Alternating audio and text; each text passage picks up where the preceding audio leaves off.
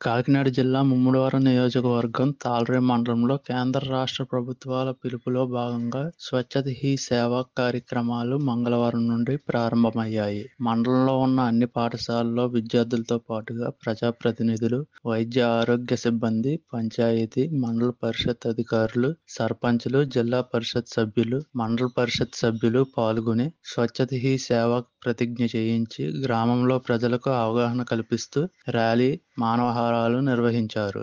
స్వభావ స్వచ్ఛత, సంస్కార్ స్వచ్ఛత అనే నినాదంతో ఈ నెల 17 నుండి అక్టోబర్ 2 గాంధీ మహాత్ముని జయంతి వరకు పలు సేవా కార్యక్రమాలు నిర్వహించినట్లు మండల పరిషత్ అధికారిని అనుపమ తెలిపారు. తాళ్రేవులో జరిగిన కార్యక్రమంలో సర్పంచ్ అరుణ సుహాసినీదేవి రెడ్డిబాబు, జిల్లా పరిషత్ సభ్యులు దమ్మోటి సామిల్ సాగర్, కోరంగిలో జరిగిన కార్యక్రమంలో టేకుమూడి లక్ష్మణరావు, పొన్నమండ రామలక్ష్మి, కట్టా త్రిమూర్తులు, ఇతర నాయకులు పాల్గొన్నారు.